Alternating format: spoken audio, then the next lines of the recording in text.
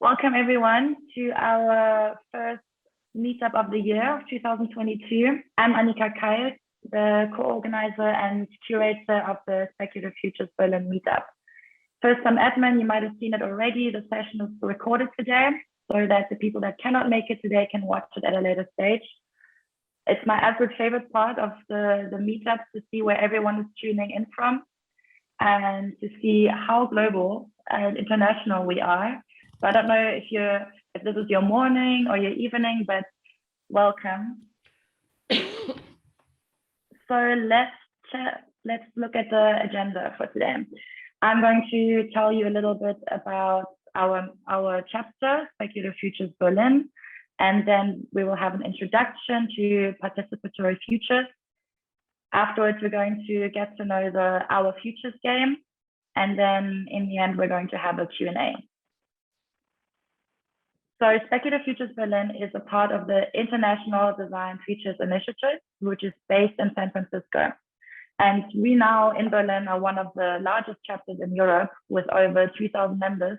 And we've been running this since 2017 from Ellery Studio. Ellery Studio is a creative strategy agency, and we are a team of future researchers, designers, and strategists. What we do is we help organizations to shape transformation in a sustainable way. And we do this through future studies, where we anticipate futures, through design, where we make information visible and understandable, and through participation, where we want to take action and become active. And why are we as Ellery Studio running Speculative Futures Berlin? With Speculative Futures, we want to design a discourse, and we want to clarify that everyone can think about the future and shape it. That is why we give people a stage that are already doing this, that are already shaping our future. We work with organizations, institutions, and individuals that bring desirable futures and sustainable transformation to life.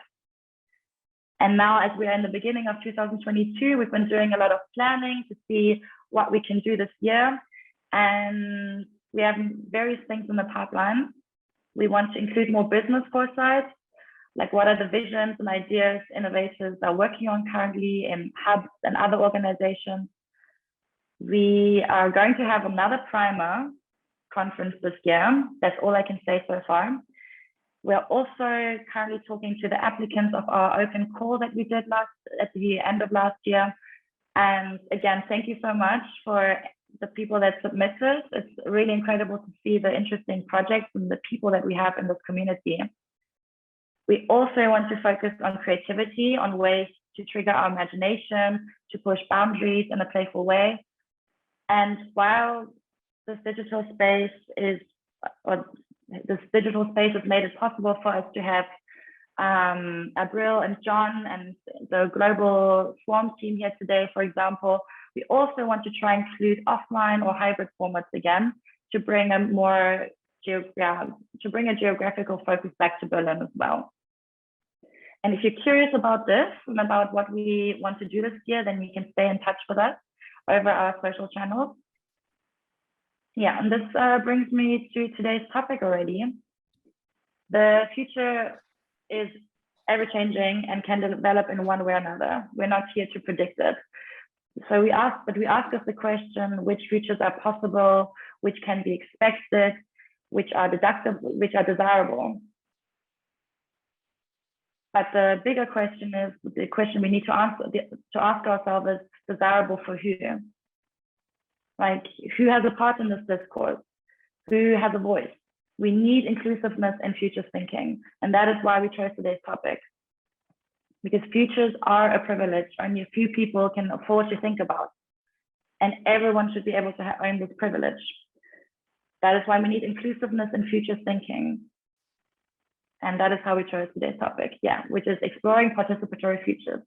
And we're going to learn to play our futures game to help us expand our horizons of how we conceive futures and how we can design more inclusive and impactful futures for us all.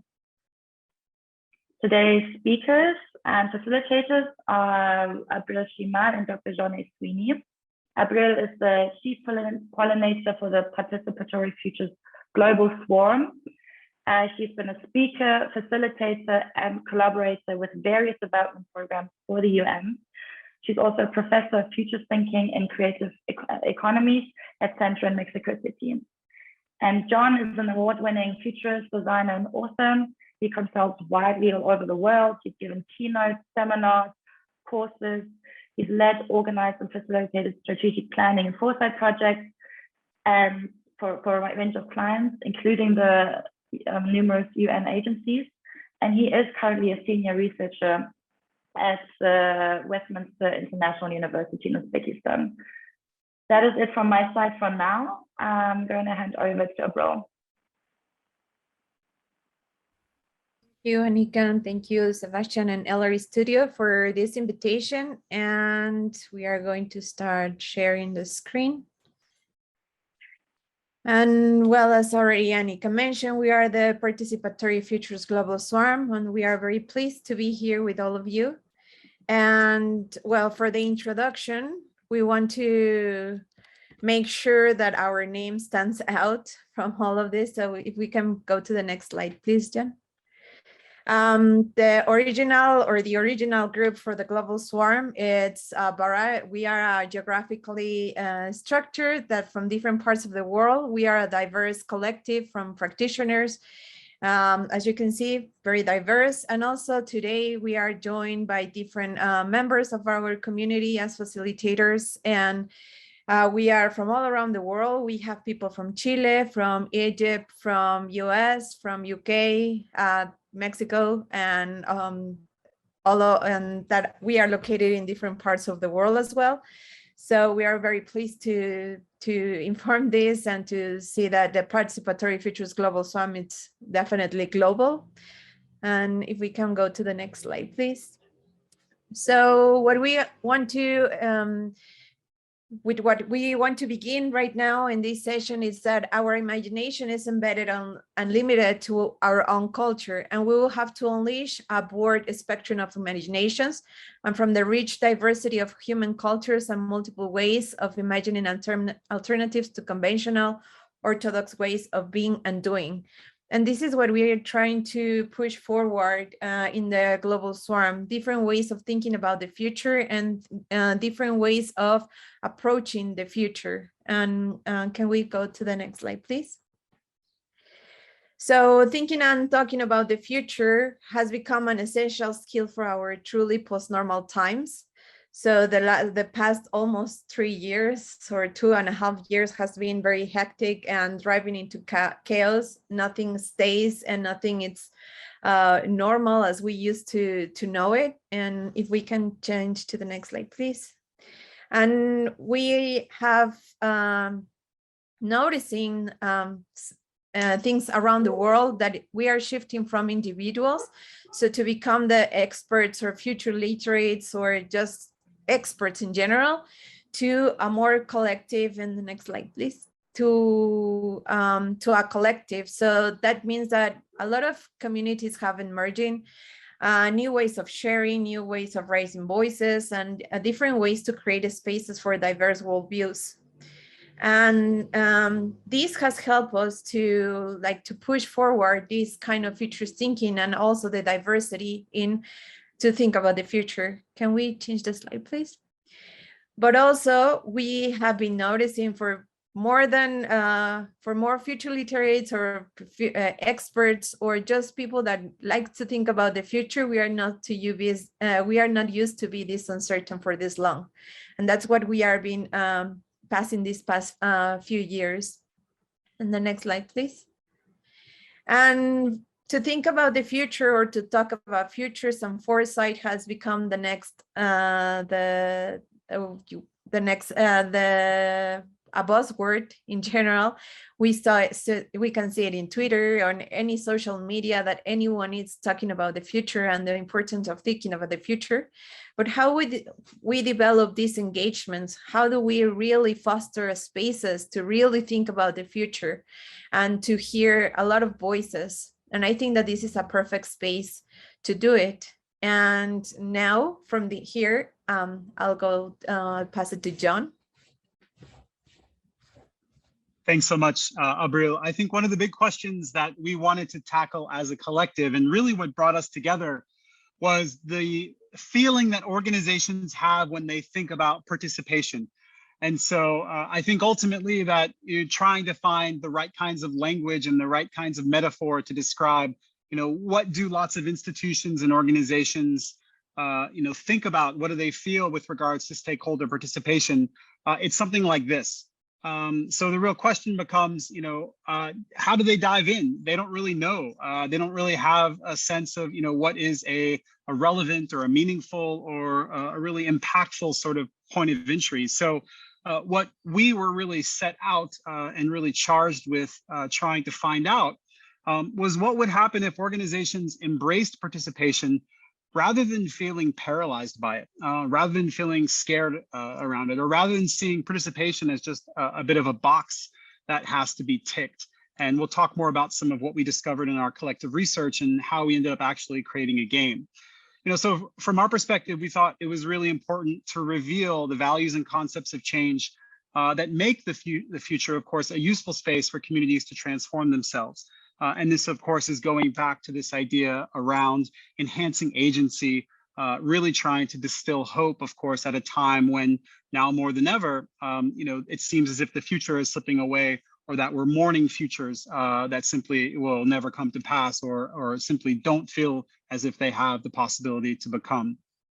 And so this is where, again, our work has really tried to bring some conceptual robustness, some rigor, a real sort of research-driven approach, but also very much rooted in practice to the idea of participatory futures. And so I think ultimately this question is really the sort of gravity well, if you will, for the swarm. This is really what we want to support, what we want to facilitate, and ultimately really what lies at the heart of exactly what we are trying to do as a collective. And so this really is where the kind of the focus for the game came from, and why we ended up actually creating a game. Abril, back to you. Yes, and also, well, during this research that we did in 2019, we worked with Nesta. Well, actually, the original swarm worked with Nesta to study and document inspiring new futures of work. And as you can see, there is actually, we're going to share you with this link with you, but we registered more than 3,000 examples of participatory futures from around the world. And of course, we are sure that we missed some of them. And this map is an open source map. So please feel free to fill in the blank, the spaces that are missing. If you know anything about any other participatory futures approach that we are missing, please feel free to add it. And from this research, it's where we came up with a report, Our Futures by the People, for the People. And what we noticed is that with more serious and talking about participatory futures methods, like there are a lot of methodologies and there are a lot of powerful institutions that are involved in this, but they are like doing it in a regular way, or as we know it, and business as usual. It has the risk to being trapped in an eternal present. So these challenges, it's one of the most important. And what we thought it's how do we can foster these spaces and to reach more people to think about the future. And can we change the slide, please, John? I think it's your turn. So this game was created, the one that we are going to play today, it was created to design participatory futures engagement and not alternative future scenarios. Although its context, the context is essential. What we are going to see, what we are going to experience, and how do we want to engage with the people in order to think about the future, to get those images of the future from them. And then John, back to you. Thanks, Abril. Yeah, and just to kind of reinforce this point and to kind of bring a little bit of conceptual clarity to the idea of participatory futures, we're not talking about workshops. And actually, a significant part of our research was to go beyond that model. Now, I say this as someone who has spent the better part of my adult life in a workshop in some way, shape, or form, it feels like. But fundamentally, how do we break out of that particular model? How do we actually create engagements that meet people, in different ways with using different touch points? How do we leverage experiential, design-driven approaches? How do we have a variety of different types of tactics and strategies as people that want to facilitate and democratize futures thinking that we can wield and yield? And I think ultimately this is where we saw a really rich opportunity based on our research. So in the report, we outline a number of different frameworks. There's a framework for evaluation, but what we realized is as we began to cluster these case studies, they sort of naturally gravitated around sort of 5 different generic approaches. Now, the honest truth is that there are, of course, an infinite number of approaches that can leverage, different aspects of these, and there are probably as many approaches as there are practitioners. But we think this is actually helpful from the perspective of testing out, experimenting, sort of trying different recipes, if you will, with regards to participatory futures. So we're going to walk you through this because this is going to be a critical aspect of gameplay. The first, of course, is something that's become far more common in recent years. This is leveraging creative approaches. So, of course, there are no shortage of examples of artifacts from the future. And it feels a bit foolish saying this to the speculative group from Berlin, right? Like to actually instantiate the future in the present, to literally bring it and render it, make it 3-dimensional, make it tangible, in some cases, make it living and breathing, and to sort of make that something that people can put their hands on. So this is an actual project that was put together when I was working at Red Cross Red Crescent.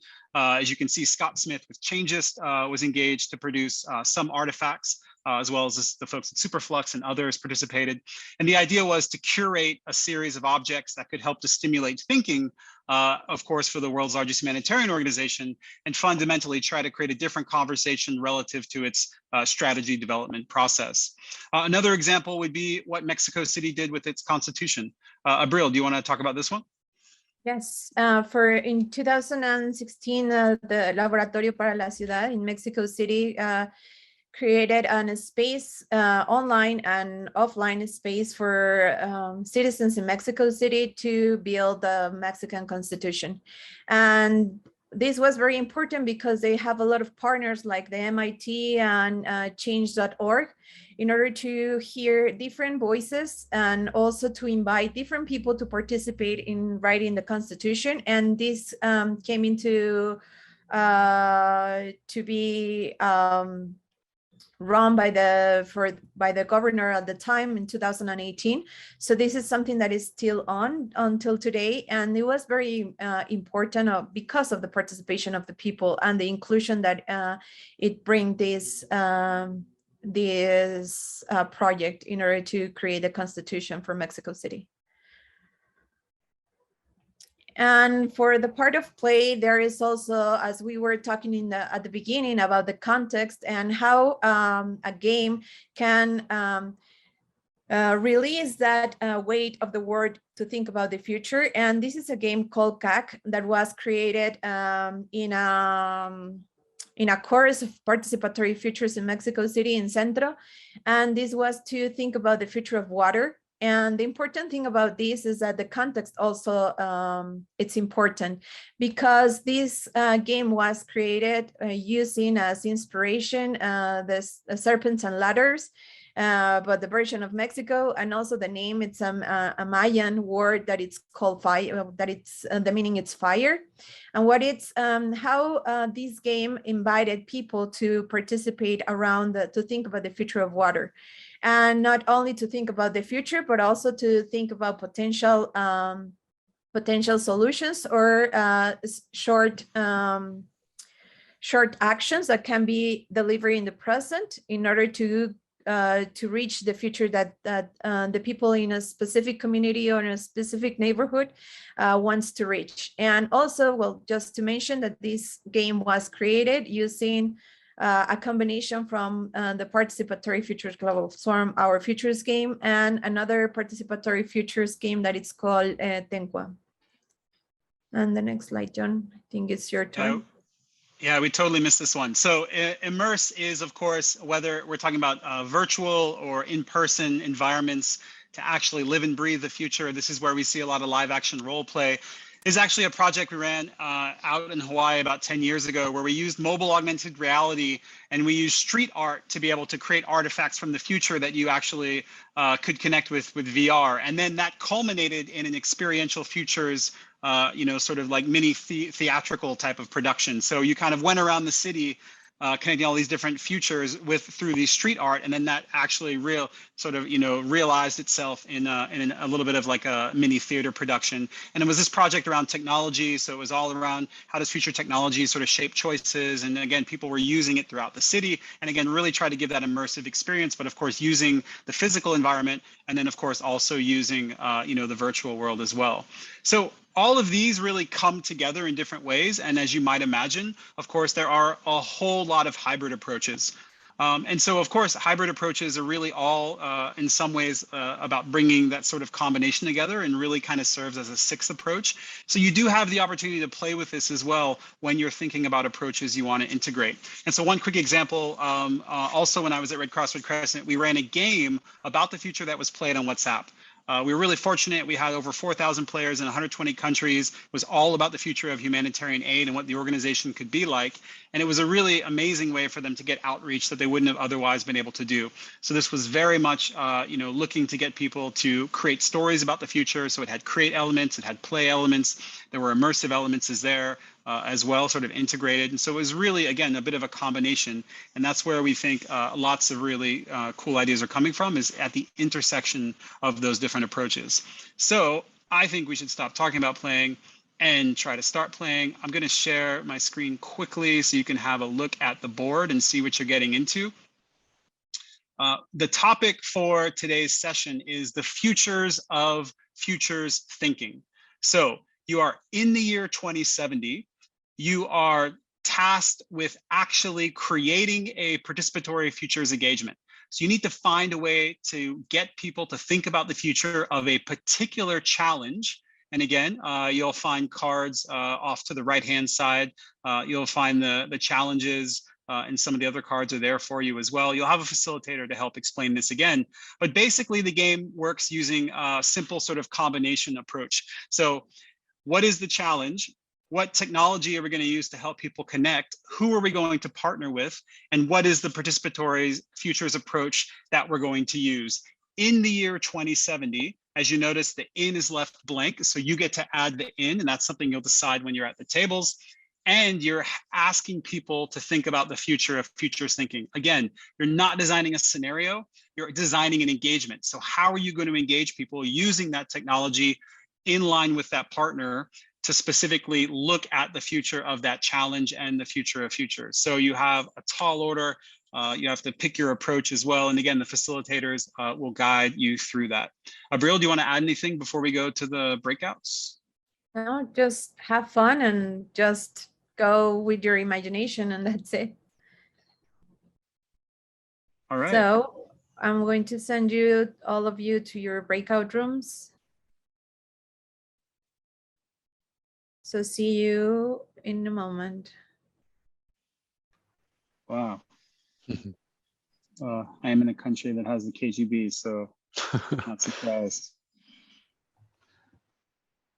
Everybody got magically teleported onto Miro, right onto our board. So yeah, that's why it looks like it's pretty crowded. So they'll disperse. They'll disperse eventually and hopefully. So one quick thing we have to decide: do you want to pick the cards, which eats into our design time, or do you want to just have a random mix of stuff? So we've got a challenge that's there. We can play with that one a little bit, and we have all these other cards here. Oh no, I guess we have to play with that challenge, right? Yeah, so we have to take that challenge, but we get to choose the technology, the partner, and the approach, right? And so those are all over here. You see the cards. Yeah, so totally up to you. How much time do we have here? So we got roughly now 28 minutes, right? So we got about till about half past the hour. So that way we have time to kind of share out. Yeah. Okay.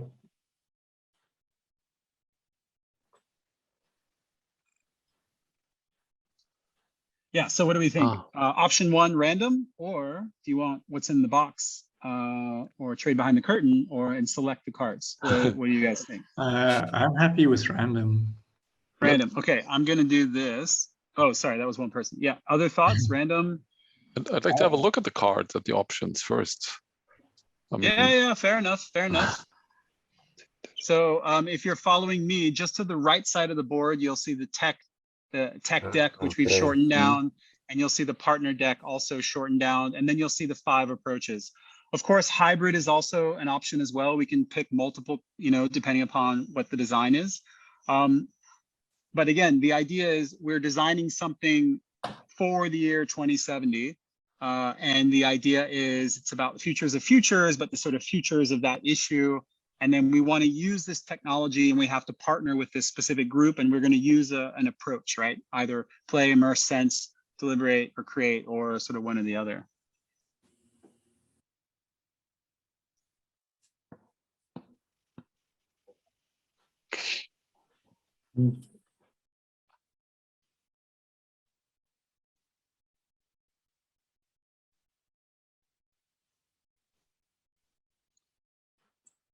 Is there any more information on the super box?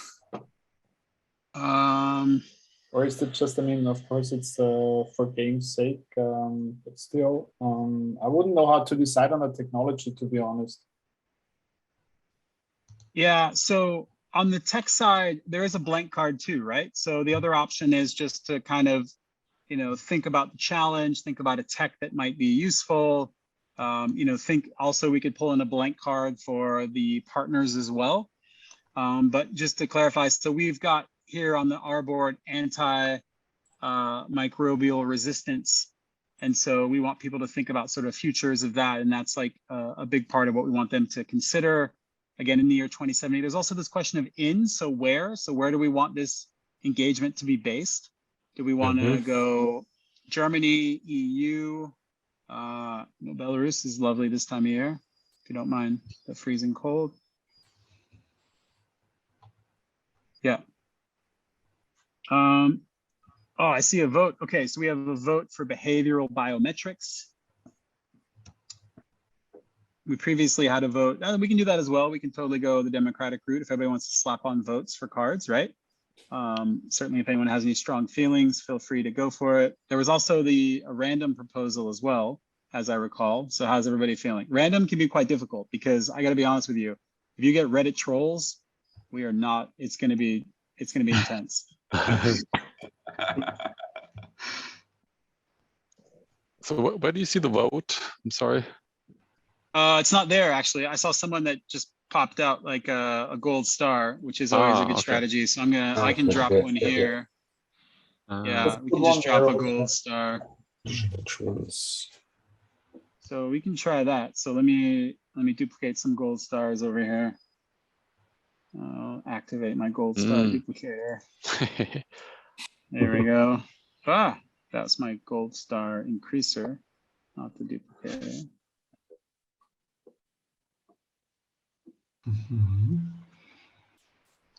All right, there we go. Okay, so I'm just shooting out gold stars over here. So yeah, if you want, just grab a gold star, slide it over to the tech and the partner that you would like to work with. If it's a tie, then we basically have to use Highlander rules, so whoever's head gets cut off last is the winner. That's just part of the game, guys. Sorry. No option there.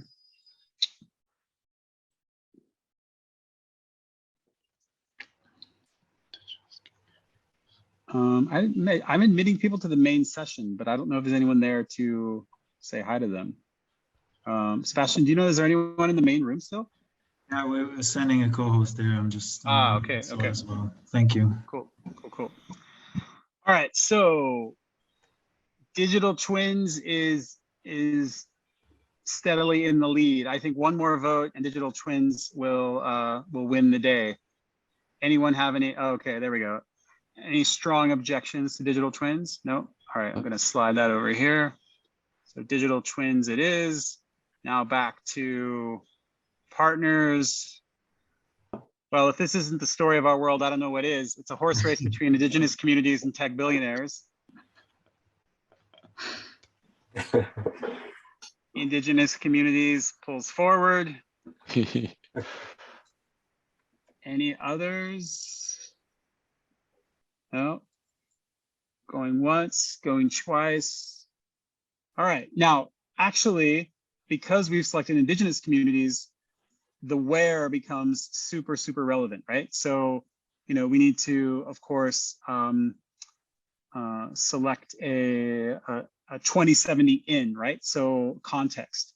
Anyone suggestions or strong feelings about where this participatory futures engagement ought to take place? And again, if we go, since we're using digital twins, of course, it can have a strong virtual aspect, but the idea is it has some kind of context, some sort of groundedness, if you will.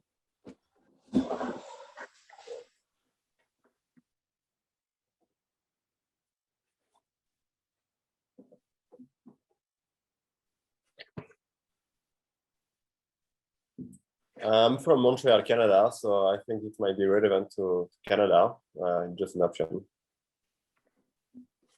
Yeah, yeah. Canada. That's interesting. Down for that. Is that okay with everybody? Sure. And I think in Canada, they are not called Indigenous, right? It's First Nations. So we'll slap that on the card here. All right. So, all right. Now this is where things get interesting. So we can pick the approach in advance, or we can actually use the ideation stage to be able to select the approach, right? Which is to say that now we're designing in 2070 an engagement on the futures of, you know, futures very much interested in this challenge of antimicrobial resistance.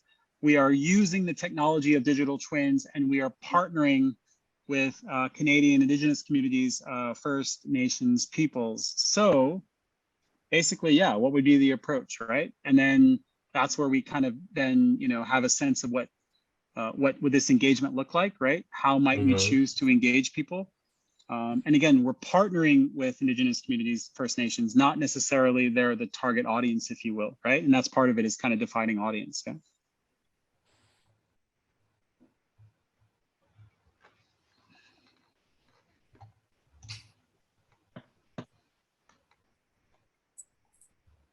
And we have a little ideation section here to the right side. Oh, someone stole our blue bubble. I'm going to put a blue bubble here again. There's our blue bubble. Okay. So yeah, you can toss out some Post-it notes there. Yeah, and there's some guidance here, right? So thinking about this, you know, partner, and then basically, and so this is really the idea, is at the end, we basically share what is our engagement, right? You know, if we're helping people think about this, you know, what's the actual engagement itself, right? And you can upload pictures here, so there's lots of flexibility with regard to, you know, what we can put here in the ideation space. Yeah. Okay.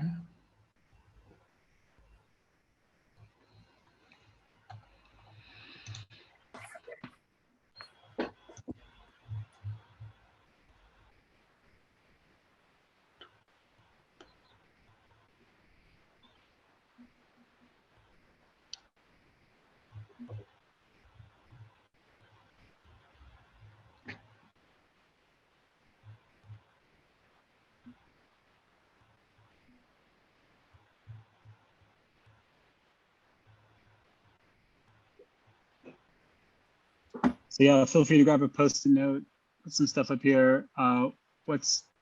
Anyone have an idea for approach, or want to suggest an approach to get us started, or do we want to ideate and then refine the approach?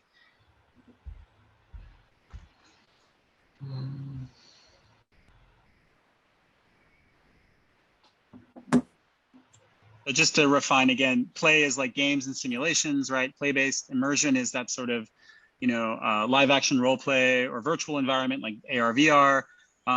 For some reason, I think we totally skipped sense, right? So that's like sense making. So that's like collective intelligence platforms, right? Collective intelligence processes like a futures literacy knowledge laboratory, or like another engagement that you could use to kind of crowdsource ideas. Deliberate is like Mexico City Constitution, like actual decision making, and then create is like artifacts from the future or other kind of design driven approaches.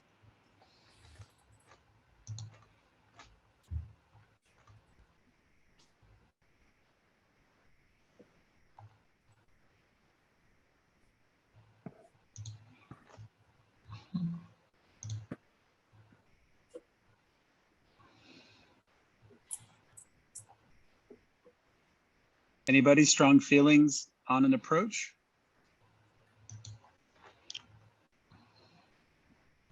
Sorry, John, can you help me with the play, immerse, sense, deliberate, create? Is that the sequence, or is that are those impulses to create some ideas? How do you play with those? Think of that as like the modality, right? So like, what's the mode of participation that you want? Is it play-based?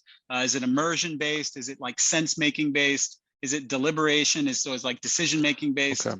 Or is it create, right? Either you're creating something or you're dealing with created objects, right? If that makes sense, yeah. Mm-hmm.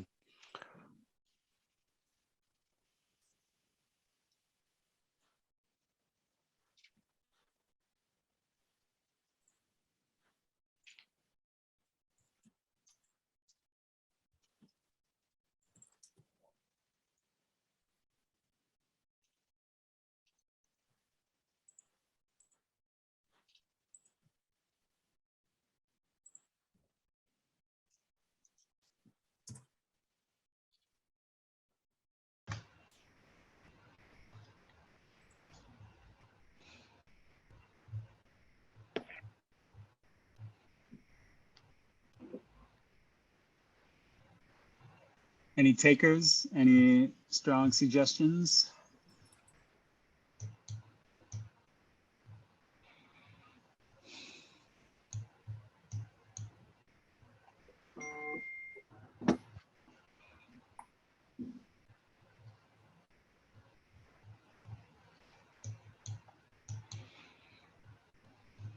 Let's go for immerse. I mean, we're talking digital twins.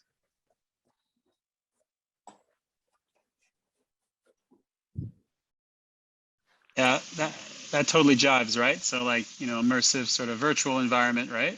Yeah. Yeah. All right, so here's what we got. We have an immersive participatory futures engagement that is brought about in partnership with First Nations communities, looking at the issue of antimicrobial resistance in Canada. And we're using the technology of digital twins to connect with people. That's sort of, the medium, if you will, sort of one of the main ways with which we're getting people to sort of connect and relate. Yep.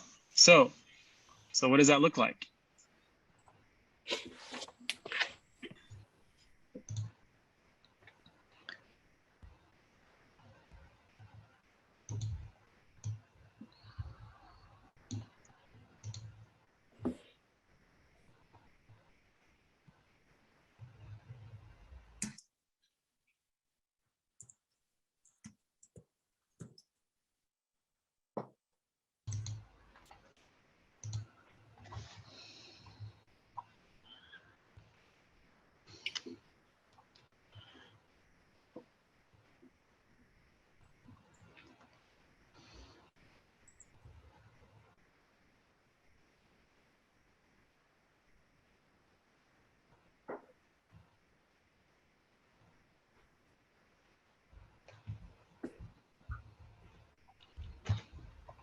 All right, we get some ideas coming in. Twins of speaking VR cows across the country showing the vulnerability to bugs and gather feedback. All right. Lots of digital moves. Let's see what we got. Immersing people's digital twins in the wild across the country. to observe how their bodies react.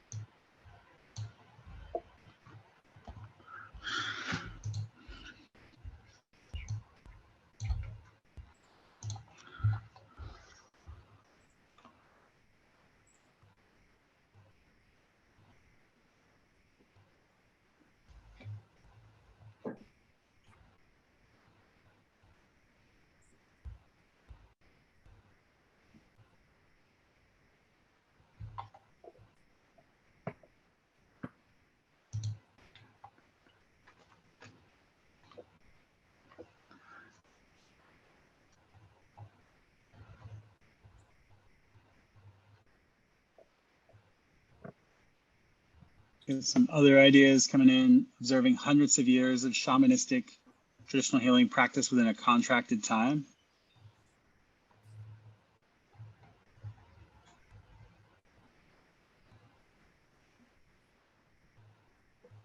So we've got about 11 minutes to kind of pull this together.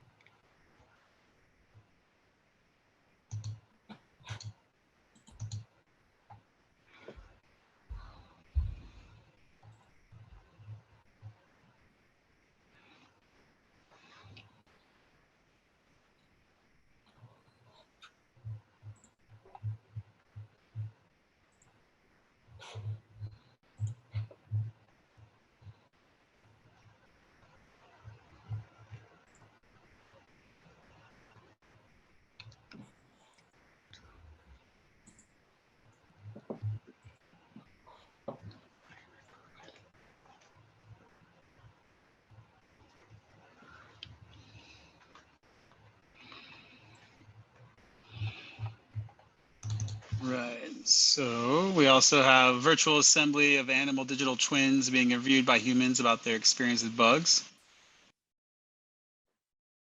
I'll be able to weave all these together, yeah?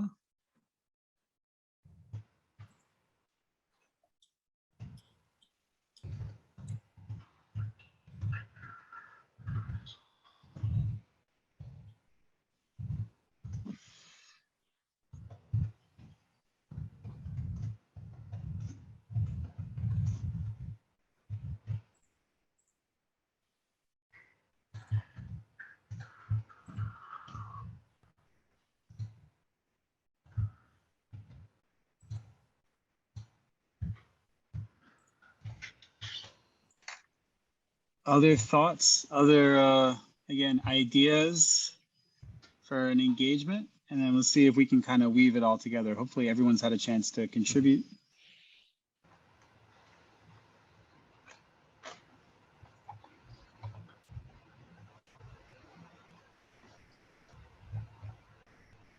All right, let's see, we also have exploring possibilities of my Coryzal, is that right? My Coryzal networks across people, plants, animals. I don't know who added that one. Do you want to say a little bit more? Maybe give a little bit of context there? So it's kind of like as a sort of speculative approach. So this, the same way that like mushrooms and trees and things form relationships, and like trees with each other, where if, for example, a plant is being attacked by a pest, it sends information out to the network, and other plants then respond with like an immune response also. So yeah, I don't know, something exploring possibilities of that. Yeah, that's really interesting. I think that, you know, there are definitely some interesting points of connection here, right? And sort of it seems that there's a lot of interest, of course, in using the digital twin technology to render those, you know, sort of hidden, if you will, relationships, or of course to have an interactivity and immersion, right, with different beings, sort of, you know, this non-human turn that is really coming strongly here. I think isn't the largest organism in the world actually this fungus that like runs like halfway across like the Pacific Northwest in the US. I remember I saw something like this years ago. Yeah, it's a honey fungus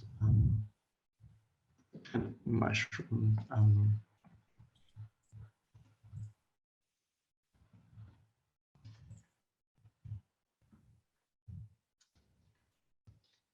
feel free to upload photos as well. So that really helps, of course, because, you know, oftentimes, you know, in the game, like we're designing things that like, you know, clearly like the technology isn't there or hasn't been used for this yet. So like, how do we, you know, render it? So sometimes visuals and graphics are helpful. So if there's any visuals or graphics you want to upload, Miro makes it pretty easy. You can just copy and paste straight away from the web, and usually it just comes straight over. You don't have to like download and upload. Usually you can just sort of Control C, Control V or whatever, or Command C, Command D, usually it works.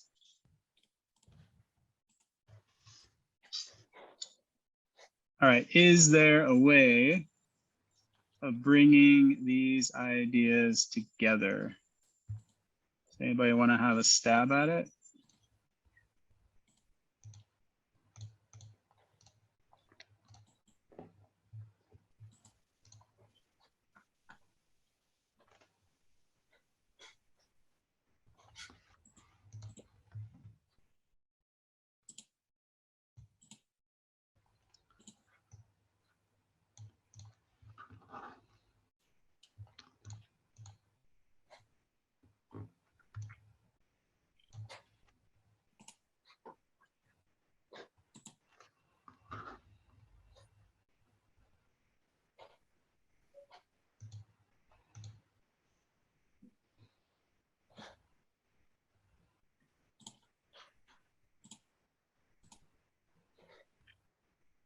Oh, and I missed this one. Yeah, I think these are super connected. The running digital simulations, right, with twins around traditional care practices, right, against the new superbug.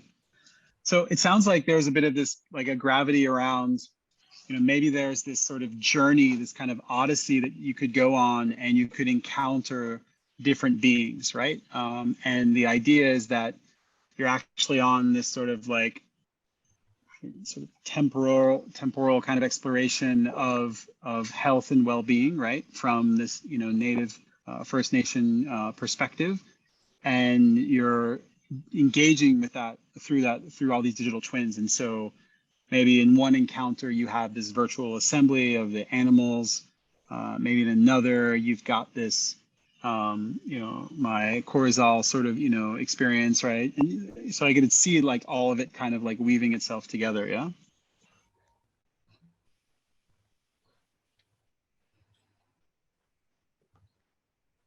If that's what seems like it's emerging, but yeah, kind of seems like it's coming out. Time check, I think we have bonus time. So I'm just checking.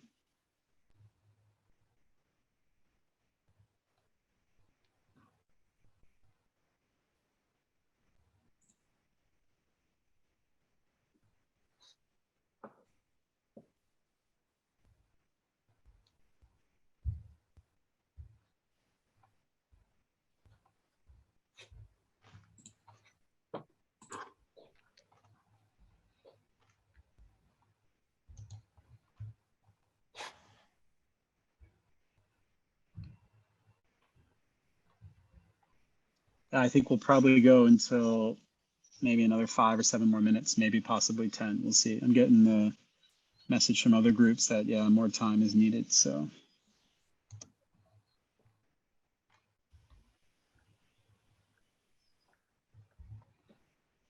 I added a post-it at the top there with what you summarized, John. Yeah, and again, that's just my read on kind of what's Oh. emerging, but like, let's definitely play with it and see. Also, I was gonna ask, is this anybody here? Is this Maurizio? He's not here, no? I think he just left us a postcard. No, there's no Maurizio here. Okay. What No, I was kind of wondering. It's like there's just a guy here. Okay, all right. Ciao, Maurizio. Okay. All right. So yeah, again, let's hear your ideas, your thoughts, like what, from your perspective would be a way of kind of weaving this together. Is there a way to weave it together, how to sort of bring it, as an experience, right? Well, what would that look like from your perspective? And again, visually as well, any visuals you think that could help to support that as well?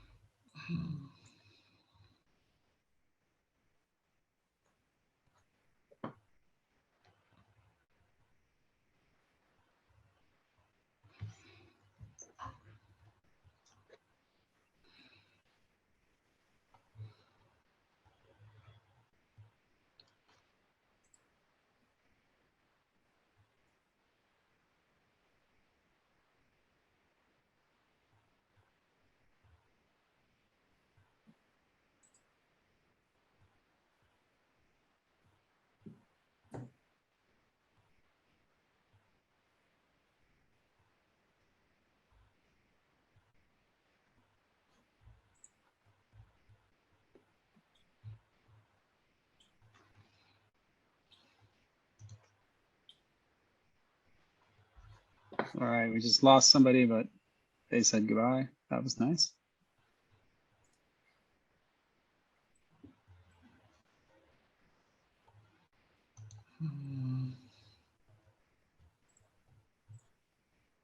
Also, I wanted to ask, we're talking about digital twins, right? And digital twins, I guess there's a rendering component there. So are we also talking about like a VR interface or like AR? Like what's the, how are people connecting with this, right? Like, is this like a terminal, like tabletop experience? What's your sense? My initial reaction was sort of a VR simulated world, so to speak. Sort of the first thing that came to my mind.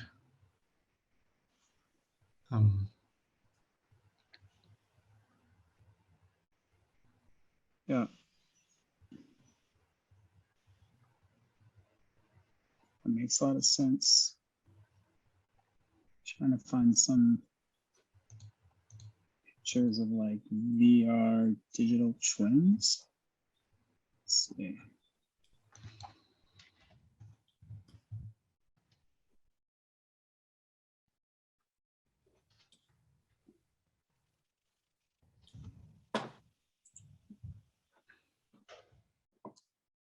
And I found a picture of a cow in the Matrix. Awesome. Didn't take long at all.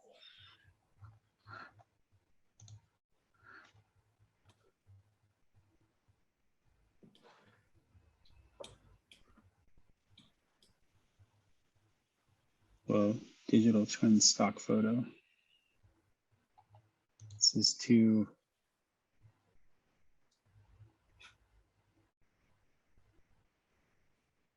sort of Microsoft 1995 not to include here. Check that out. That's crazy.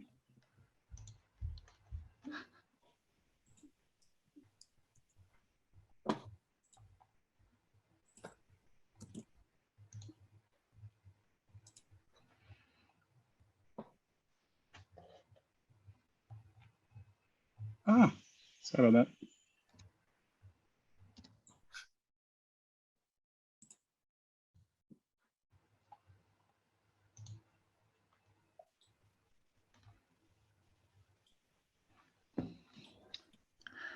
Okay, Calvia. Yeah, there was some guy in Turkey that was doing that, I guess, like trying to play with it. Like I think said they were they- doing it with chickens as well, like, where they were tricking the chickens into thinking they were outside with VR headsets. how do they make such small little VR chicken heads? Oh, well, or it's just like a room. Well, no, it can be a room. I mean, well, who knows? That's insane.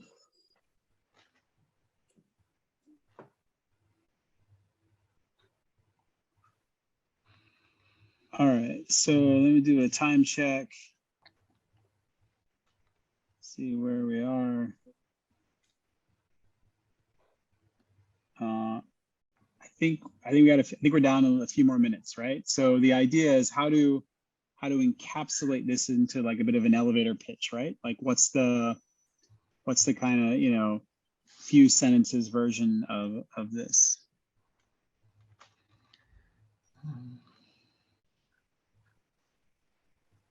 And of course, we have to ask our, you know, indigenous communities, First Nations partners, like, are they happy? Are they pissed off? Like, you know, is this something that they're like, we've got their thumbs up, or have we alienated them, right? So, you know, the ethical is, of course, a big question here, right? How are we doing this in a way that isn't, you know, extractive and, you know, like, you know, just taking advantage of the community? Like, how is this how are they enriched and enriching the process? Yeah.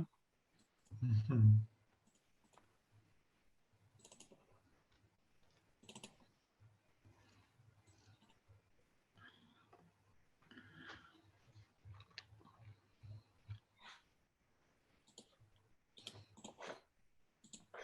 It looks like we're back in 2 minutes. Ah, we're on that time.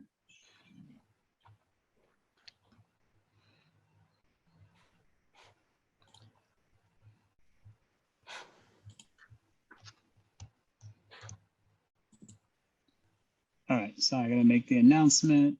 We're back in 2 minutes.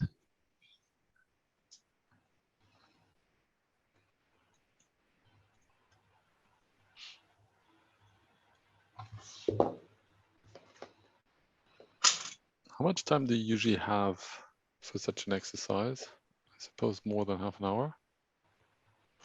No, it really No? varies. I mean, Huh? yeah, we've run it for 25 minutes. So the thing is, and then we'll talk about this at the end. If you run a shorter session, give less choice of cards, right? You know, we spend 15 minutes trying to figure out which cards we want to use, right? So another option is show up and pre-populate the boards, right? And that saves a lot of time. Yeah.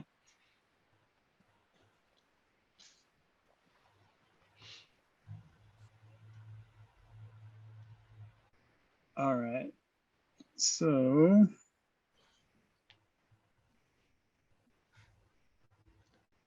I'm going to stop sharing my screen for a sec. We're all connected on Miro. I'm going to initiate breakout room closing. Is there someone that's willing to volunteer to kind of give a bit of a share out? Again, I'll be facilitating that part, so our group won't go first. We'll start probably on the back end and work our way forwards. But is anyone willing to do a bit of a share out on the idea?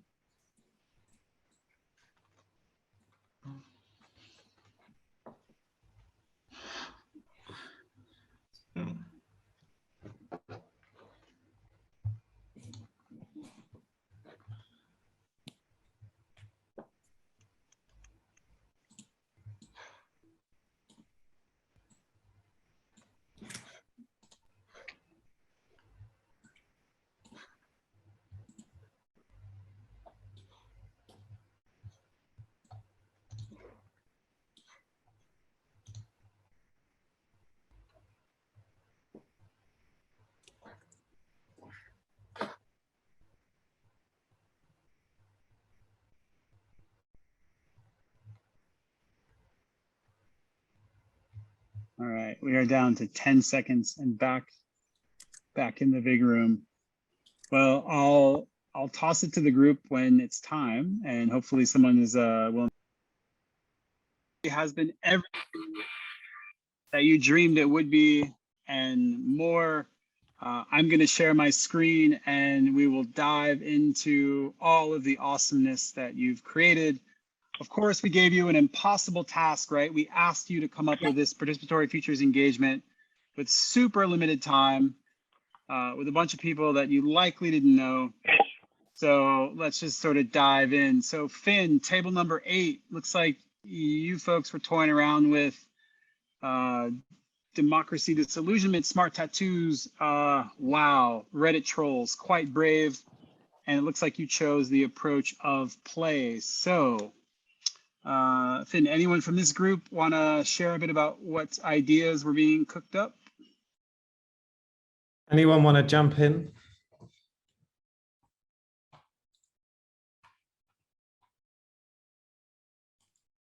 I'm guessing the answer will be no, so I'm going to go for it. So as John said, we were working with democratic disillusionment, smart tattoos, and Reddit trolls. So we designed a game where basically we put a huge billboard in Times Square, which actively really promotes the posts of Twitter trolls and the kind of things that they're saying. And it's effectively a sort of reverse psychology strategy that in order to have your opinions massively shared on a huge billboard, you open up your smart tattoos to basically responding to how much attention you're getting online. And this almost becomes, so the color of your smart tattoo is reflecting how prominent your posts are becoming. And in the end, we're sort of transitioning trolls almost by giving them like a really genuine democratic platform to share their ideas on a big scale. We're transitioning them from trolls to like members of society who are actually contributing, and having their tattoos reflect that as they get more and more voice. Their tattoos basically give out the message that like, oh, I'm really contributing to society because I have all these people listening to and following me. So we're trying to troll the trolls in a way by just being very democratic and giving them a platform. Lovely. The old troll with the heart of gold. Yeah. All right. Brilliant. Good stuff. Joy, I think Joy had a hand raised and then I saw you go down. Joy, were you in this group? Did you want to jump in? Yes, I think that the participants are unable to unmute themselves. So I don't know. Oh, no. Sebastian, if there is something that we can do. You can raise a hand and then we can unmute you. Okay, perfect. So does someone from the group want to, yeah.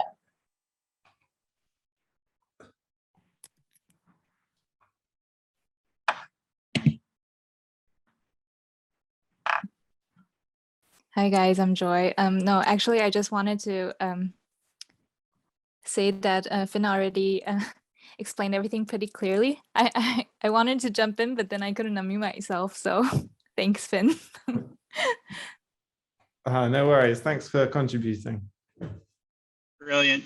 Brilliant stuff. Thank you. Table number 8. Well done. Let's roll up to Justin, table number 5. Looks like you folks are playing with energy transition, digital twins, the old two-prong indigenous communities Reddit troll approach, and immersion. So who from this group wants to share a bit?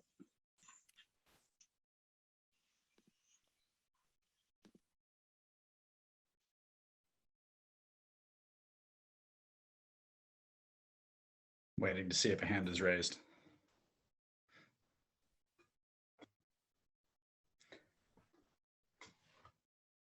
Yeah, and give it the Reddit trolls credit. They're getting lots of love in this session. Yeah, well, I can do it, and if somebody else wants to chime in as well. So we are looking at how energy transition can be looked at in the future. And the way that we decided to go about it was to bring in digital twin experiences using immersion, starting with indigenous communities so that we could see historical ways of life, agriculture, from different age groups, and encourage other people to give their ideas so that we can see how energy is being used throughout all different walks of life. As that project progressed, we would likely engage some of the Reddit trolls to come up with some lighthearted, humorous parodies of what was coming up. So kind of to egg other people on to give their own approaches and have that conversation come, because sometimes the best ideas come from having a humorous approach to things. So the end goal of this was to have a library of different experiences on how energy is being used in all walks of life so that you could learn from it and pretty much just like an old Nintendo system, plug the cartridge in and learn a completely different walk of life using a digital, becoming the digital twin. My only question is, do you have to blow in the cartridge before it goes, or it totally? Wow, I don't know if everybody got that reference. Sorry. Yeah, I don't know if we can get to that in 2070. Like that might be something that'll never be solved. Totally. Well done.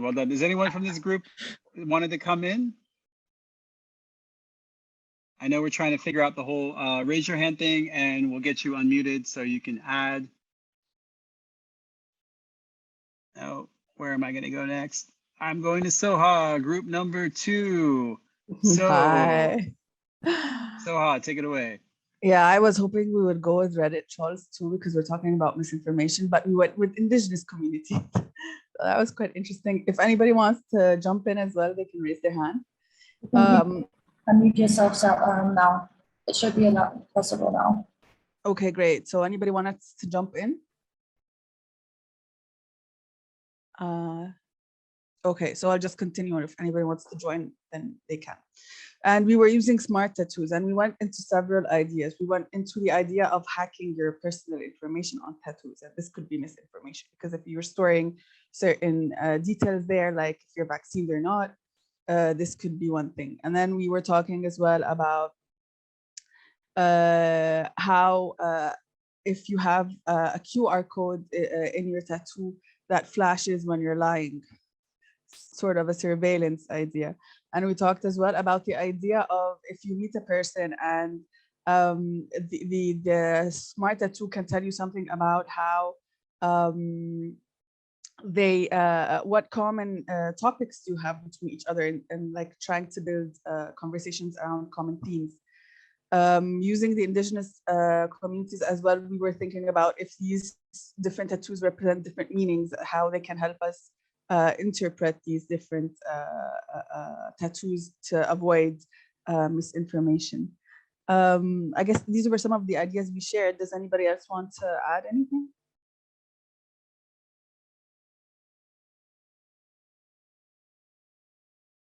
Okay, I think that's our group. Brilliant. Good stuff. All right, let's zoom down. Ramses, good to see you. What did your group cook up? Sure. If someone wants to help us with the phrases that we end up with.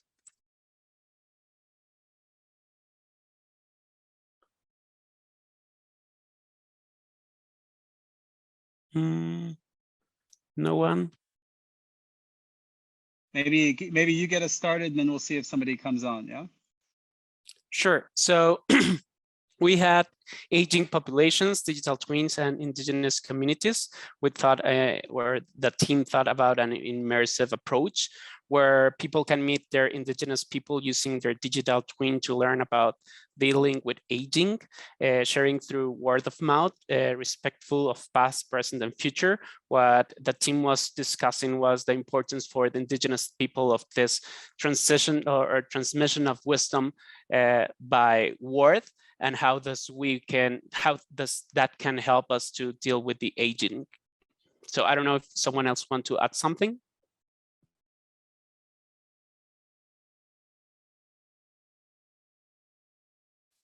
I think nope. Okay, we'll give it a moment to see if anybody comes on, but interesting to see repeatedly indigenous communities and digital twins, and then also, of course, your friend and mine, the Reddit trolls, getting props coming up again and again. Daniel, table number 7. What did you guys cook up? Sure. So we kind of similar to other groups, which is an interesting thought. We had big tech as our challenge. We had tools as multi-agent systems and digital twins. Our partners are conservative seniors, and our approach is immerse. If anyone wants to jump in, please do, because for our group, I think we took some time to explore the different ways of interpreting these different cards, and I don't think we really consolidate in one idea. But I think there was, Christian, I think there was a concept, I believe, that you pointed out regarding whereas I believe you invite the conservative seniors into the immersive space and work and use the different multi-agents to create different spaces based on interactions, right? With their thinking. Maybe you want to explain that a bit more. Yeah, so that was just one of many ideas we had. We have like a whole catalog of ideas, of futures thinking ideas. So basically, conservative seniors get together with us in the future, and we talk about like what futures could be desirable for them, or if for the world, and then we have a tool that is a multi-agent computer system that we can put in parameters about big tech and how to, what they can do and what they cannot do in the future. And then this multi-agent system runs it all through and creates like a simulated future, on a virtual one, where you can immerse yourself into kind of like a figure in a Sims game, and then you can walk around and you can talk to people that were all like AI created. And then everybody comes back from this immersive experience and shares what they saw and what they thought, and figures out if this is really a future that would be desirable for people there. And then you can go back in multiple iterations and change the parameters again. So, but yeah, we had a lot of other ideas too. So if anybody wants to chime in here, you're welcome. Brilliant, great stuff. Yeah, really, again, to Daniel's point, lots of resonance with some of these framings, which is super, super, super interesting. Gilbert, table number 6, what'd you guys come up with? Ooh, you have a very tidy board. That's impressive. Feels like it's very, thank you. Very well kept. We had a great group. We even we were starting on our second one, so I'll go over our first scenario here. Our location is Oceania, and put a map over there for the people who aren't aware where that is. And we are worried about the education of children, and children are the future, right? So what better way to talk about the future than little tiny futures in human bodies? So our technology is the multi-agent system.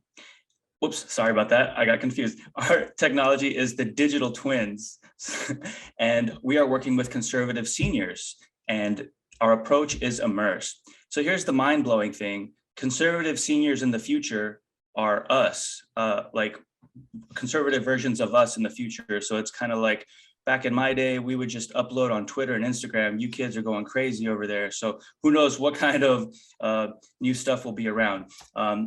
So anyway, we are using augmented virtual reality to connect with the younger generation, and using like maybe an avatar, like a cartoon self. Imagine you're an old grandpa and you make a tinier version, like a tiger version of yourself, to talk to your young kid, and or young offspring from your grandkid, and they'll listen to you because you're a little like a tiger. So Ilias wrote a really great blurb here. I don't know if he wants to read it. Ilias, do you want to read it? Sorry to put you on the spot. Okay. No, it's okay. You can read it. Go ahead. Okay. So we have Mark at 80. He now lives in Perth, Australia, on the other side of Australia. His grandchild, Peter, who is 8, and his team at the school is attending Made Mark's digital twin, and invites his grandfather's younger digital twin to play together in a virtual space game where both can learn about how it feels to learn about new things using history and the future. Why it matters to continue to learning from each other and using technology to make sense of the world around us. So we use digital twins to connect people with our future selves, conservative seniors, through immersion in order to explore the future of children's education. Wow. Yeah. Mind blown, especially the part about the fact that's like a Soylent Green reveal. It's like, we're the conservative seniors, right? Like, well done. Well done. That's Well played. I know you cooked up a second one, but for the sake of time, we're going to go. And then if we have time, we'll come back. I promise, right? Definitely, yes. Yeah, but great stuff. Table 6. Okay. We've done 5. We've done 6. We've done 7. We've done 8. Oh, yeah, my table, right. Table number 1. Who wants to share the stuff that our group cooked up? Any takers?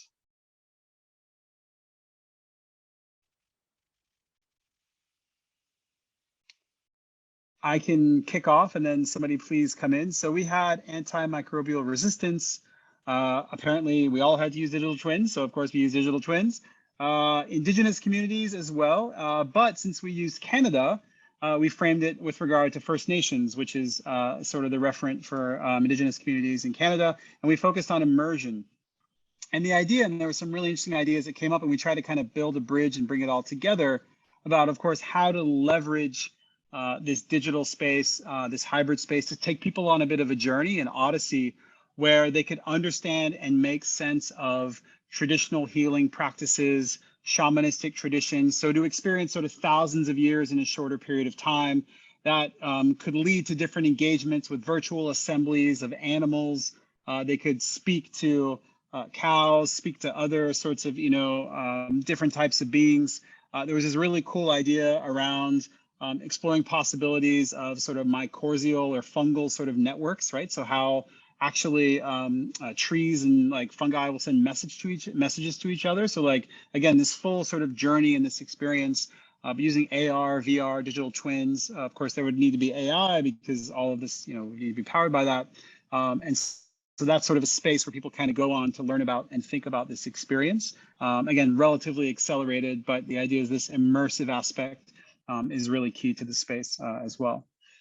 Anyone, oh, and then cows VRs, because yeah, that's the picture you have to include. Anyone from group number 1, thoughts, reflections, want to add anything here?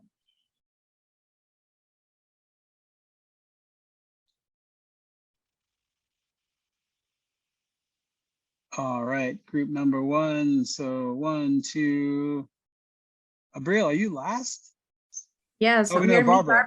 Barbara and and then me. Abril. Okay, let's go to Barbara's group and then we'll go to Abril. Okay, Barbara, group number 9.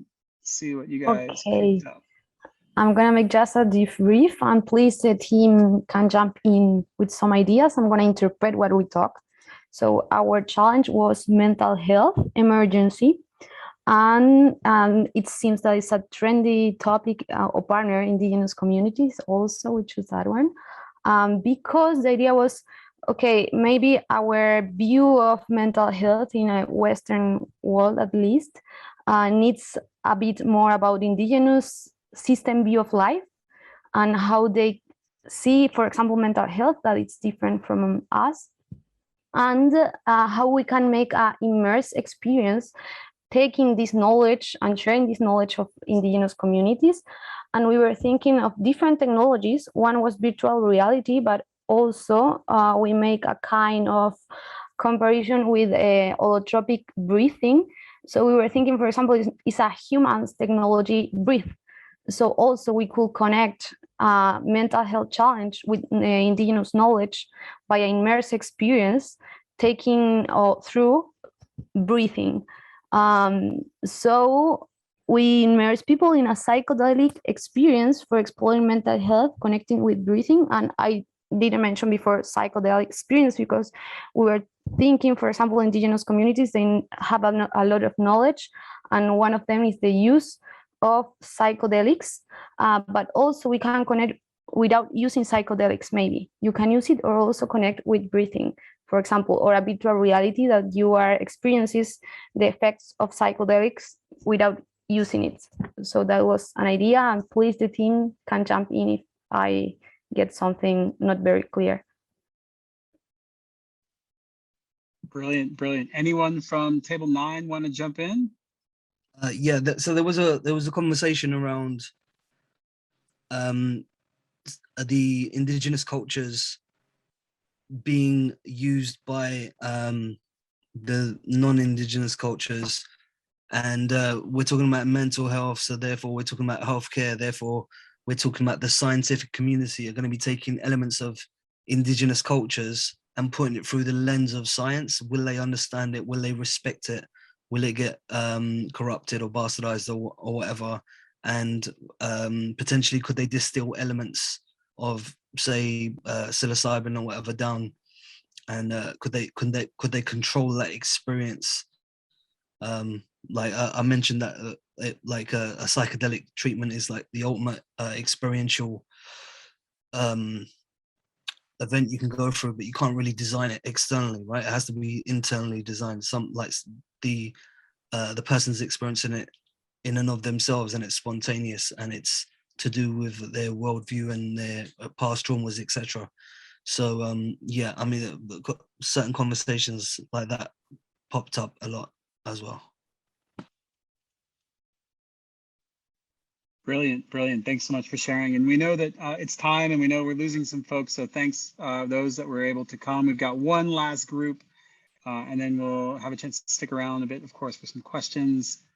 Abril, bring it on home with group number 3. Does anyone wants to jump in from my group? I could try. Okay, go ahead, Bjorn. Thank you. Yeah, I think the cards in itself, similar to another group, I think we were really strong on the ideas, and then condensing it down, we were running a little bit out of time. So we're starting with the challenge of post-growth economy. And then in a very creative process, we came on the topic of kids and children. And you can also see on the picture of the playground, rethinking a little bit on the one hand, what is the currency in a post-growth economy? And that led us to a conversation about what is actually important, what is value, and what are wants, what are needs, and how much there is to learn from kids and their playfulness. Also different type of more playful interactions that is not only about transactions in itself, but a bit more loosely giving and taking. So the technology, we put criticality, which creates different emotions as currency. Fairly abstract, but I think you get the point when you just look at the playground and the happy kids next to it. So that was basically our journey on reflecting in the post-growth economy what is really important and creating value. And then indigenous communities, I feel, got a little bit lost along the way, but also starting from the same point of what is, yeah, like really playing out in the long time. The same with children who, on the one hand, constantly live exclusively in the present, more or less, but on the other hand, have a way longer path into the future than us old farts, or especially then being conservative seniors, will have. So I think that's, yeah, my attempt on summarizing this. Thank you, Bjorn. And also we want to add, like, for example, do you remember when it was not funny to be an adult? So what's the, like, this turnaround of what we can take about children and the combination of phygital, the combining the physical and the digital space, and less lifestyle driven. I think that that's the main picture of this engagement that we thought about, this design. I will just add that, yeah, as you mentioned, like it's like a plethora of different economic features where people can engage in a playful way, like these different economic scenarios where people can really learn what's the main value of different economic views. So yeah, that's like the idea, like a festival of different economic ways of living. And maybe even to a degree where we get rid of the idea of an economy altogether, and go back to just living and being in community. Exactly. Very cool. Well, that was a super strong finish to an array of super fascinating ideas. Some questions came up in the chat. So yeah, the mural board will stay available. And of course, this is a resource. We didn't mention this at the outset. The game is actually open source. So the game is something that has a Creative Commons license attached to it. So you can adapt it, play with it, mutate it, evolve it. As we mentioned, we don't use it typically to build scenarios, but rather to kind of engage in the design process. And fundamentally, I think as you saw, the game is meant to elicit and raise all of the ethical issues that come with designing and delivering, and of course, even thinking about how we democratize futures thinking. So really, it is meant to sort of come up with those sort of thorny questions, and certainly from a client-facing perspective is a great way to test out ideas, right, and to play with different perspectives and approaches. We will drop into the chat all of the links. There's actually a GitHub repository, and also you can access the report as well, which is available. So again, we gave you a very accelerated version because you had so much choice relative to cards on the front end that ate a lot of time. Because you can imagine you can make it random where you show up at the table, cards are selected, or of course you go through the process of kind of choosing cards. And so again, lots of different ways to play with it, but it's an open source tool for anyone to kind of dig around and poke at. So thanks so much for playing. Really appreciate your willingness to jump in, and we'd love to stick around for a little bit and answer any questions you might have. So this is the after game party. No, the after party game. I don't know what this is, but this is where we are. Thanks, John. I think there was already a question from Felix Daber. It was about his group, but I think maybe it could be a general question. Felix, do you want to repeat it again? Yeah, so the question that came up was that as most of the technology was very digitally rooted, the question was, is this narrowing down the scenarios in a certain way, because we're assuming that digital technology will be as present as today, or will be like very important to everybody's lives. I don't know, maybe in the card set, there are also different technologies, and that was just like a pre-selection. So how do you see that? Yeah, it's a great point. The deck itself has lots of cards. And again, this was developed in coordination with Nesta, which funded our research project. They wanted a lot of emerging and new technologies. So that's why you see a bias towards the sort of, the fourth industrial revolution tech. But as you notice, there's also a blank card. So you can create, and integrate any technologies. I think, to your point, it says a lot about the dominant images of the future that are being used, right, relative to the cards and the selections and the choices, right? I will say that one of the most imaginative ideas that anyone came up with was like a pie eating contest, like super like lo-fi analog, right? So like, again, it's not about digital technologies, even though that's what a lot of the cards are. And I think it is interesting the choices that are made, right? So again, the futures that are chosen, the futures that are assumed, used futures, and how that kind of factors into play as well. So there's a whole kind of level of analysis you could do, right, relative to the choices that were made and the ideas that were created. Sorry, Abril, you wanted to come in, or someone else from the swarm wanted to jump on? Yeah, and also, like, for example, regarding just to make sure that that part is biased, the blank card, for example, we didn't use any of the cards that we had there. We invent a technology that it was Keith neutrality. So that gives us, and not necessarily what is technology, probably not necessarily a digital technology, but other kind of technologies. So how we can yes, play with that. That's why the blank cards are there. That's it. I mean, especially since like 50 years is a long range of time. So there will be probably very different technology than we have today that we have to consider probably. Yes, exactly. And there are some things about challenging the assumptions as well. So how we challenge the predominate cards that are there. If we have questions like, this is not going to exist, or this is not going to be possible. So it's also a part of challenging the game. Daniel, do you want to jump in? Yeah, I just want to add that this is actually a very common question that we get. And it's a very valid question. And I think it's come up in every facilitated session, these short sessions that we've been in. And I think one of the reasons that we keep technology as one of the main cards, and there's actually quite a few, there's five or more, and today we've only played around with 3, is because it's really easy to explain in a short game like this, right? This was designed to be a 30 or 40 minute interaction, but in longer ones, we like going to what John said about the pie eating contest, there's a world of social technologies, right? So even in culture and ways of doing, ways of exploring and thinking, those are ways of governance. Those are all social technologies, right? And in longer sessions, we have more opportunity to explore that.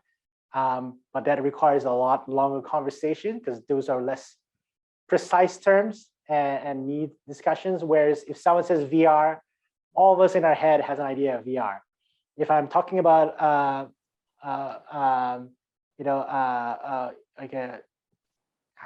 like the Balinese water system of governance, maybe not all of you are familiar with that style of governance and how people get together and do governance regarding sharing water and have discussions about it. But physical technology is just very approachable for a very short 30-minute game. And that's one of the reasons why we lead in it. With a fault, like you just mentioned, it does limit the imagination a little bit. Thank you. Thanks so much, Daniel. Yeah, I see. And how would you, in what kind of scenarios would you use the game? Is it like a tool to start a workshop and start the envisioning process, or would you then further work on the ideas people gathered and build prototypes, or like what's the user scenario of the game itself? Yeah, it's a great question. So, we use it sometimes for events and engagements where organizations like, for example, the UN system want to start a conversation on what futures thinking looks like. So to be able to play with an approach to futures that's a bit different. We've also used it actually with a design school. So university was looking at, could it be used to kind of bring into the space with their students? I have used it also on client engagements as well. Not necessarily as a design tool, but more, again, as something that sort of can be used as a tool for imagination, creativity, curiosity. And so again, I think one of the things we are interested in is, could this be something that really could be used at a seed idea stage or a proposal stage, and that could fundamentally be used to sort of develop, sort of ideas for projects or actual real life engagements. But again, would love to hear from others as well from the Swarm. Jump in, please. Yeah, I already just wrote in the chat, are there any ideas to kind of take this to another level, to maybe create an app? I think that would be maybe a fun idea, or even make it into a board game version.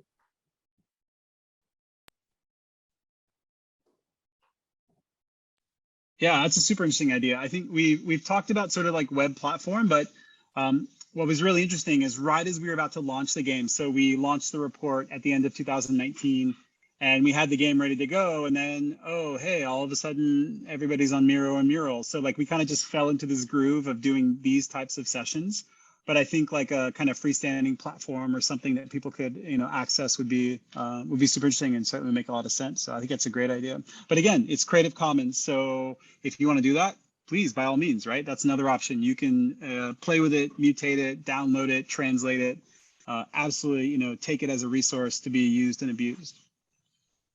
Yeah, it sounds good. I think there's just endless opportunities. So yeah, I definitely be interested in exploring it further. Cool, that's great. And we do have a bit of a community as well. So similar to kind of, the primer, the design futures space, we run a Participatory Futures Slack channel. And we actually want, as part of that community, to have a group that wants to think about the evolution and essentially the next level for the game. So, we're going to be hopefully launching that in the coming weeks and seeing what might emerge. But that's one of the things we're looking at for this year in 2022 is how could we, bring people together to think about the next iteration of the game. Yes, and say hi. I'm going to leave the link for the community here in the chat as well. So please jump in and say hi. I've also played the game, I think it's called The Thing from the Future or something similar.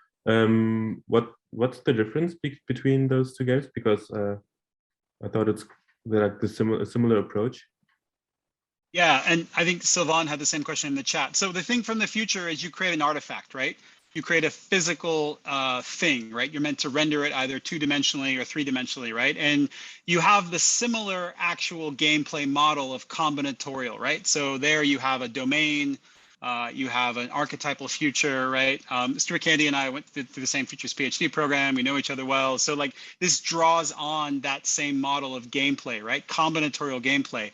But this is about not an artifact, but designing an actual experience, right? An engagement, right? So the idea is you're designing, again, not a workshop, but a process that helps people think about the future. Again, not just an object from a particular future, but an actual experience to help people, think about the future of a particular challenge, right? So I think that's the biggest difference. There are huge similarities with the gameplay modeling. And again, we drew on the work of Jose Ramos, who's one of the co-founders of the Swarm, and certainly drew on and were inspired by the Thing from the Future, as well as other games that team has designed. They use that simple model, right? Sort of A plus B plus C plus D equals what? So that basic gameplay model is there, but vastly different in that we're focusing on experience and process. And Thing from the Future is focused on the artifact, right? The actual thing from the future that's been sort of brought back and you're rendering in the present. Actually, it could be also an add-on to the futures game, because as you already, as we mentioned in the beginning, we have 5 approaches, or that's what we sense in the research process. So we have 5 approaches, and one of them is the create, and that's where the Thing of the Future comes from. Like is the creation of an artifact, as Jen already mentioned, and you can combine the different games in order to create this engagement. As the example that I show you about CAC, it's a combination of the principles of our futures game with another game, a participatory futures game that it's called Tenqua. So it's add-ons. Like what can you add this part of the participatory? What can you grab from other games and other perspectives to enrich this engagement design? I think Stephanie has a question. Yeah, I do. I'm wondering, because you've been playing this is Creative Commons, but I still wonder, have you ever tried to collect those experiences that have been created? Is there some way that you're kind of be able to combine or kind of bring them together? Because I can imagine almost that would be really interesting to even bring this to another level, in the sense that people, almost like a strategic game, you play in different areas, and further you go on top of what other people think or learn from them as well. Yeah, we haven't as yet, but I think that opportunity is there.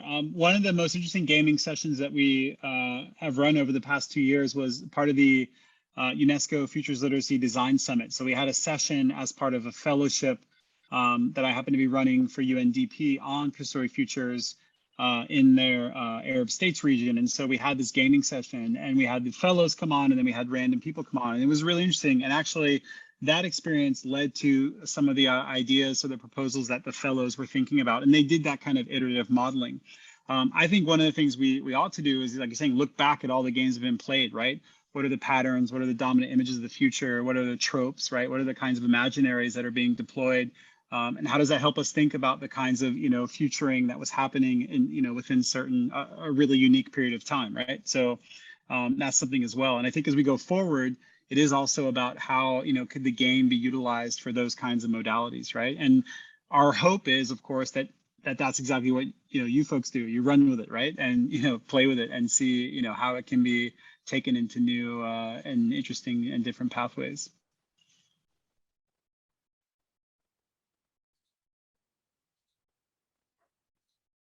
Yeah, and 2 really good questions as well. Yeah, I mean, what's interesting here is you could hybridize, right? So Christina's got a great question or a great point. Like you could use one game to generate something for another game, and vice versa. And I think also, as Abril mentioned, like there are these hybrid games that emerge, and because there are, of course, limited things you can do with the kinds of technologies that we're using now to kind of facilitate play. So definitely lots of opportunities. Ilias has a really good question. We haven't evaluated, so we haven't looked at how does it transform, is it providing more agency or more creativity than a traditional method, right? So we haven't done that. We haven't done sort of a comparative analysis. I think, the biggest thing is that people are like, oh yeah, I get it, right? I enjoy it, right? So like, I think at a very anecdotal level, we find that people find it an interesting way to connect with futures, and as a means for some people for the very first time to be exposed to futures. Yeah, so we can definitely talk more about that or share some more resources. Yeah, sorry, a few people have asked also about that immerse example. So I can share a link to where you can find information about that. I just have to find it right now. So it's gonna take me a second to do it. Yeah, so that was written up, that project was written up in for this book that, yeah, I will share here into the link. So that project led to a book on communication technology and power relations. And we talk a little bit about that based on a report that was also published in the Journal of Future Studies. So you can find out more about that project there. Yeah. Okay. This is really awesome. I have some cold pizza waiting for me in the other room. So That's is there my any other reflection. last questions? Yeah, I would say maybe the final question from Ilya.